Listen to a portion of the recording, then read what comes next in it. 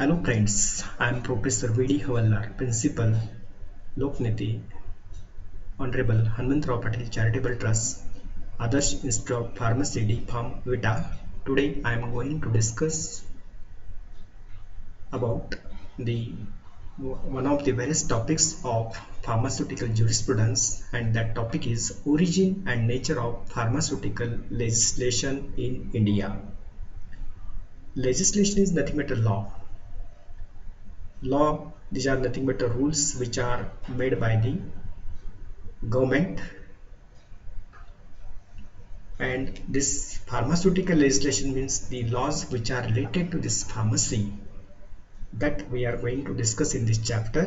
So the learning outcomes of this topic are, after learning this chapter you will be able to understand the importance of pharmaceutical legislation, remember definition of law and origin of pharmaceutical legislation, recognize the needs of Drugs Inquiry Committee and its recommendations, evaluate the scope of pharmaceutical legislation while studying different acts, apply the knowledge of pharmaceutical legislation while practicing the pharmacy profession. Contents of this topic are: first one is introduction, then objectives, origin and scope of this pharmaceutical legislation. So what is law? We'll discuss about the definition of law. It intends to regulate and control the various aspects of the social life. These aspects may be of social, economical or political legislation. So those laws are used to regulate and control the various aspects of the social life, and these aspects may be of social, economical or political legislation. How it is social? In COVID-19 pandemic situation, we should maintain the social distancing. That is a law which is made by the government, and that is for the welfare of the society. Because if we have not maintained the social distancing, it will have influence on the health of the society. So that is the social, economical. We are paying various taxes like road tax, sales tax, income tax, professional tax, etc. So those taxes will have influence on the economy of the nation or state. Then political. If we want to get the right of voting, we should complete 18 years of the age. So in this way, this law, it will have influence on the society, economy and politics. So therefore these social aspects may be of social, economical or political legislation, or in other words, it is the rules of human conduct binding on all persons in a nation or state. So the rules which are made by the state government or central government, and those rules that will be bound to all the persons in nation and state, and these rules are nothing but a law. So law, it intends to regulate and control the various aspects of the social life. These aspects may be of social, economical or political legislation, or in other words, it is the rules of human conduct binding on all persons in a nation or state. Now the laws which are related to this pharmacy, that is nothing but a pharmaceutical legislation, and this pharmaceutical legislation is such mixed legislation which covers both the social and economical aspects of the society. How it is social? We have to maintain the health of the society. That's why it is the social and economical. Those whatsoever drugs that is manufactured by the manufacturer, that should be sold at a fair prices, and it will have influence on the economy of the government, economy of the nation or state. So there may be question in your mind, why pharmaceutical legislation? So the main objective of this pharmaceutical legislation is to ensure that the patient receives the required quality of drugs which are previously tested and evaluated for its safety and efficacy. So whatsoever drugs that we are manufacturing, that drug should be safe and effective. So for that purpose we are carrying out various evaluation tests to determine its safety and efficacy. For example, whenever we are manufacturing tablets, we are carrying out the various quality control tests or evaluation tests as like wet variation test, content uniformity, disintegration test, dissolution test, friability test, hardness test, shape, appearance, etc. So all those tests which are carried out to determine its safety and efficacy. In addition to this, the other objectives are to promote the healthcare system by regulating manufacture, distribution, supply and sale of good quality drugs. So we should promote the healthcare system. How? By manufacturing standard quality drugs, by distributing or selling or supplying standard quality drugs, and to make the drugs available at a fair prices from different manufacturers. So whatsoever drugs these are manufactured by the manufacturers, those drugs should be made available at a fair prices, at a proper prices to the patient. Then to safeguard the public from the advertisements of remedies which makes false claim or which gives the misleading information. So in our society there are some people as like mantriks, they are claiming that they can cure the any particular disease with the help of mantra tantras or jadoo tonas. So we should protect the public from such kind of the advertisements of remedies which are making false claim or which are giving wrong information about the remedies. So that is the third objective, to safeguard the public from the advertisements of remedies which make false claim for drugs or which makes false claim or which gives the misleading information. Then to regulate the profession and business of pharmacy, and to promote the indigenous research technology. So indigenous systems of medicine includes the Ayurvedic, Siddha or Unani drugs, which is called as a wealth of India. So the more and more research should be carried out, and for that purpose it should get promoted. So that's why the last objective is to promote the indigenous research technology. More and more research should be done in this indigenous systems of medicine, and that should get promoted. So these are the various objectives of this pharmaceutical legislation. So the main objective of this pharmaceutical legislation is to ensure that the patient receives the required quality of drugs which are previously tested and evaluated for its safety and efficacy. In addition to this, other objectives are to promote the healthcare systems by regulating manufacture, distribution, supply and sale of good quality drugs. Then to make the drugs available at fair prices from different manufacturers. Then to safeguard the public from the advertisements of drugs which make false claim or which gives the misleading information. Then to regulate the profession and business of pharmacy, and to promote the indigenous research technology.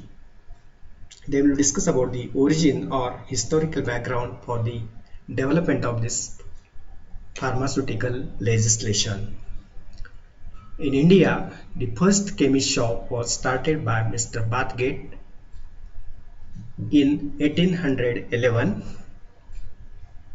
who came along with the East India Company. After 100 years, that means in the year 1910, this firm started the manufacture of tinctures and spirits.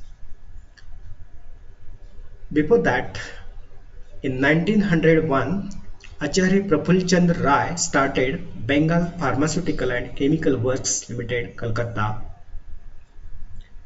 Then in the year 1903, Professor T. K. Gajjar started a small factory at Parel, which led to the development of other pharmaceutical units as like Alembic Chemical Works Limited at Baroda.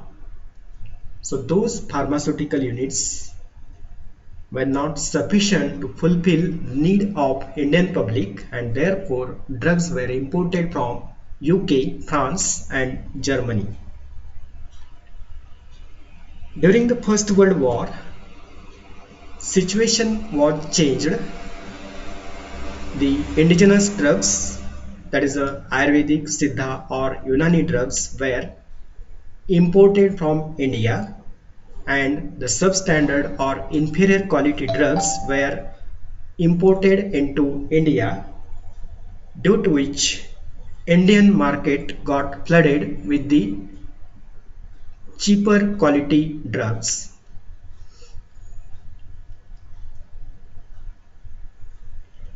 Even though the Opium Act 1878, the Poisons Act 1919 and the Dangerous Drugs Act 1930 were in existence, but those acts were not much more effective. The Indian public noticed that situation and asked the government to look into this matter and make an effective legislation to control the import, manufacture, distribution and sale of drugs. The Government of India appointed Drugs Enquiry Committee under the chairmanship of Lieutenant Colonel R. N. Chopra in 1931.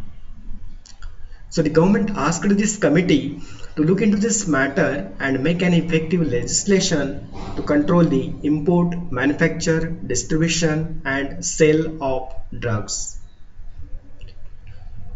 So Drugs Enquiry Committee studied on all those matters and they have made the various recommendations.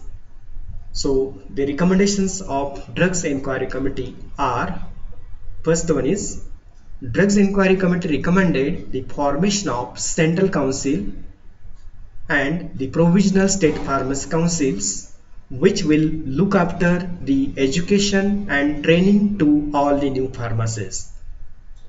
It also recommended that those councils will maintain the register which will contain the names and address of all the registered pharmacists. So in this first recommendation, Drugs Enquiry Committee recommended the formation of Central Council. Central Council should, or Pharmacy Council of India should be formed. Why?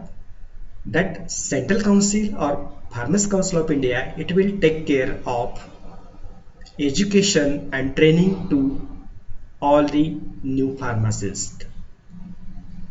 Along with that, State Pharmacy Council should be also formed, because this only one central council will not be sufficient for the whole country. So in order to get the registration of person as a registered pharmacist, those councils will maintain the registers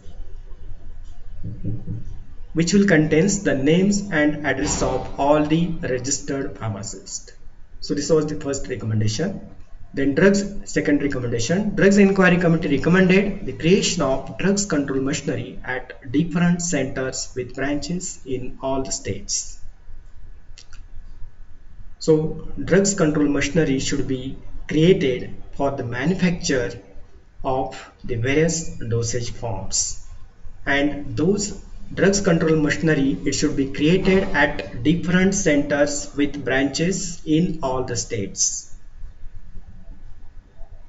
Then third recommendation, Drugs Enquiry Committee also recommended the establishment of Central Drugs Laboratory with the competent and expert staff for the smooth and speedy work of the laboratory. It also recommended the establishment of small-scale laboratories which will work under the guidance of the Central Drugs Laboratory. So, in this third recommendation, Drugs Inquiry Committee recommended the establishment of the Central Drugs Laboratory. Whatsoever drugs that is manufactured by different manufacturers that should be tested or analyzed in those laboratories. But for whole country, this Central Drugs Laboratory will not be sufficient, as there are so many states in India, and therefore for each and every state the various small scale laboratories should be established, which will work under the guidance of the Central Drugs Laboratory. So those recommendations were made by the Drugs Inquiry Committee. So Drugs Inquiry Committee recommended the formation of the Central Council and the Provisional State Pharmacy Councils, which will look after the education and training to all the new pharmacists. It also recommended that those councils will maintain the register which will contain the names and addresses of all the registered pharmacists. Then Drugs Inquiry Committee recommended the creation of drugs control machinery at different centers with branches in all the states. Then Drugs Inquiry Committee recommended the establishment of the Central Drugs Laboratory with the competent and expert staff for smooth and speedy work of the laboratory. It also recommended the establishment of the small-scale laboratories which will work under the guidance of the Central Drugs Laboratory. Due to the Second World War, there was a delay in the introduction of all those recommendations, and afterwards the government was reluctant to implement all those recommendations. Meanwhile, the Import of Drugs Bill was passed in 1937. This bill was concerned with the import of drugs only. It was not concerned with the manufacture, distribution and sale of drugs. Therefore, to regulate and control the import, manufacture, distribution and sale of drugs and Cosmetics Act 1940 came into existence. So this is about the brief history of the pharmaceutical legislation. Then we'll discuss about the scope of the pharmaceutical legislation. Drugs and Cosmetics Act 1940 came into existence with the objective to regulate and control the import, manufacture, distribution, supply and sale of drugs and cosmetics. Then in order to regulate the profession and business of pharmacy, the Pharmacy Act 1948 came into existence. Then the Drugs and Magic Remedy, that is Objectionable Advertisements Act 1954 came into existence with the objective to control the advertisements in certain cases, to prohibit the advertisements in certain purposes of the magic remedy, and to provide for the matters connected therewith. Then the Medicinal and Toilet Preparations Act 1954 came into existence with the objective to provide for the levy and collection of duties of excise on the medicinal and toilet preparations containing alcohol, Indian hemp, narcotic drugs or other narcotics. Then Drugs and Price Control Order 1970 came into existence with the three objectives. First one is to regulate an equitable distribution of bulk drugs and to make the drugs available at fair prices from different manufacturers. Then second one is to fix the maximum retail sale price of the formulation, and third one is to fix the maximum sale price of the bulk drugs in order to avoid the huge profiteering in drug manufacture and distribution. Then Narcotic Drugs and Psychotropic Substance Act 1985 came into existence with the various objectives. First one is to consolidate and amend the laws which are related to the narcotic drugs and psychotropic substances.